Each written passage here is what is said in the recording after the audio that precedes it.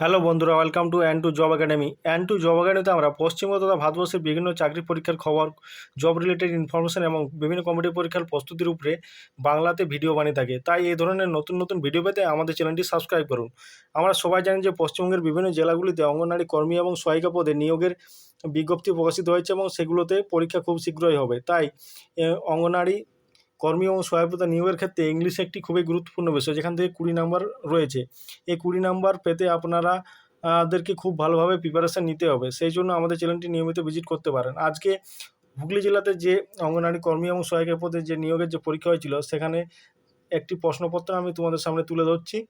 আজকে এই ভিডিওতে আমরা ইংলিশ থেকে মোস্ট ইম্পর্ট্যান্ট 20টি প্রশ্ন এই ভিডিওতে আলোচনা করব, যেগুলো বিগত বছরের পরীক্ষাতে এসেছিল বিভিন্ন জেলাগুলোতে থেকে।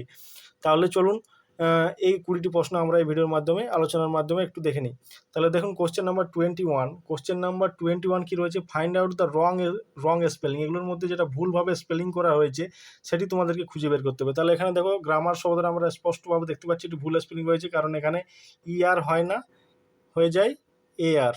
তাহলে এটি রং স্পেলড ওয়ার্ড। এরপরে পরের প্রশ্নে আমরা চলে যাব।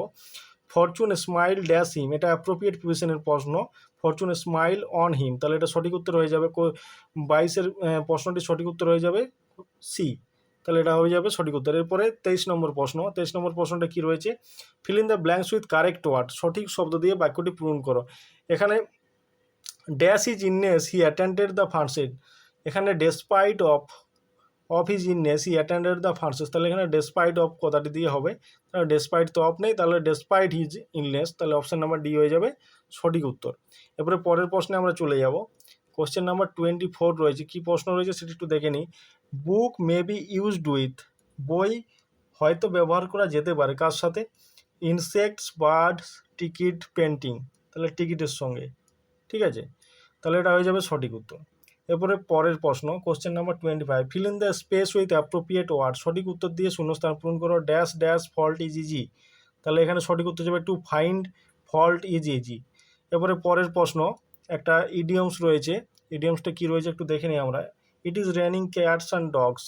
রেনিং হ্যাভিলি ও রেনিং ব্যাডলি, এরকম মানে হয়ে থাকে এই ফ্রেজটা। তাহলে এখানে সঠিক উত্তর হয়ে যাবে রেনিং হ্যাভিলি, সি নাম্বার অপশানটি সঠিক উত্তর হয়ে যাবে।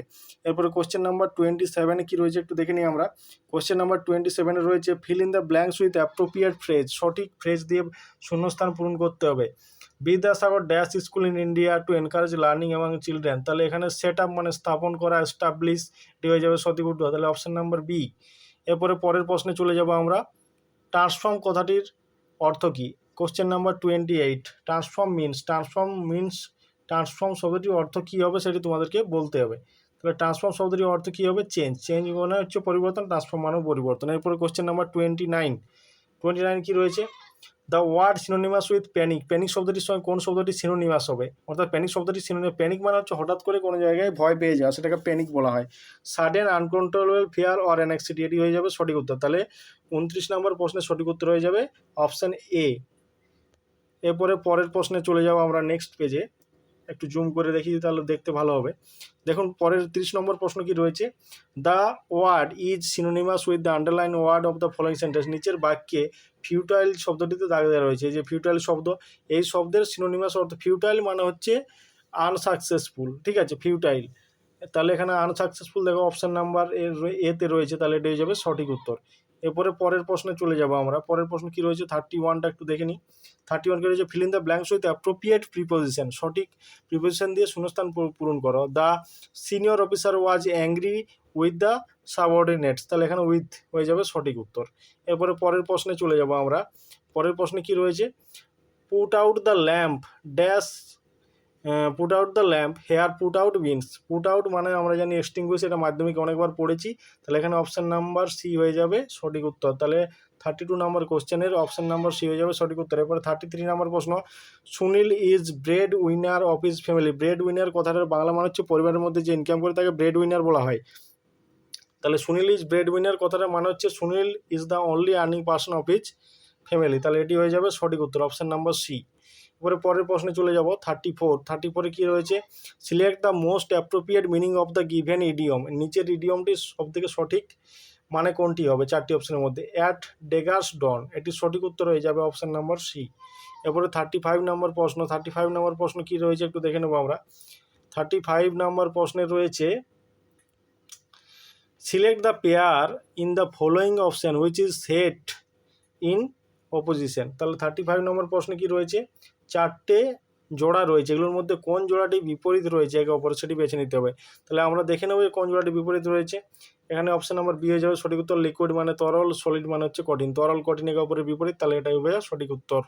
এরপরে কোশ্চেন নাম্বার 36 আমরা চলে যাব। 36-এ কী বলা হচ্ছে? Replace the underline verb with the most appropriate phrasal verb. He decided to visit. Visit কথাটি ফ্রেজাল ভার্ব আমরা জানি কলন হয়, তাহলে সঠিক উত্তর হয়ে যাবে কলন, অপশন নাম্বার বি। এরপর 37-এ কী রয়েছে একটু দেখে নেব।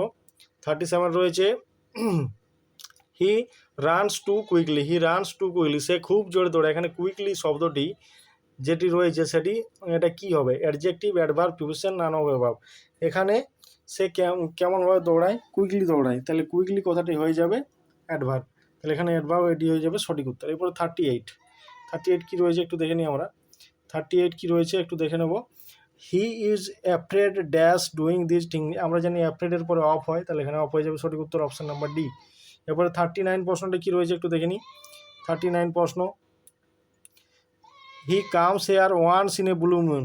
হি comes here once in a blue moon. Once in a blue moon, comes hardly, তাহলে হ্যাঁ হার্ডলি এবার এটা হয়ে যাবে সঠিক উত্তর। এবারে পরের প্রশ্ন কী রয়েছে স্যার একটু দেখে নিই। কোশ্চেন নাম্বার 40 কী রয়েছে? Netaji believes in tit for tat, মানে উপযুক্ত জবাব দেওয়া কাউকে, সেটাকে বলা হয় tit for tat. An equivalent given in return, মানে সঠিকভাবে উপযুক্ত উপায়ে কাউকে জবাব দেওয়াটা হচ্ছে টিট ফর ট্যাট। তাহলে অঙ্গনারী সহায়িকা এবং কর্মীপদে নিয়োগের এই ছিল মোট 20টি মোস্ট ইম্পর্টেন্ট প্রশ্ন, যেগুলো প্রিভিয়াস ইয়ারে হুগলি জেলাতে যে অঙ্গনারী কর্মী এবং সহায়িকা পদে নিয়োগ হয়েছিল সেই পরীক্ষাতে এসেছিল। এই ধরনের আরও নতুন নতুন ভিডিও পেতে আমাদের চ্যানেলটি সাবস্ক্রাইব করুন, কারণ আমাদের চ্যানেলে অঙ্গনারী কর্মী এবং সহায়িকার উপর পরীক্ষার উপর লক্ষ্য রেখে জিকে, পুষ্টি এবং ইংলিশের উপরে পরীক্ষা প্রস্তুতির উপর ভিডিও বানানো হবে। তাই আমাদের চ্যানেলটি সাবস্ক্রাইব করুন, আমাদের পাশে থাকুন। Thanks for watching, we will meet in the next video.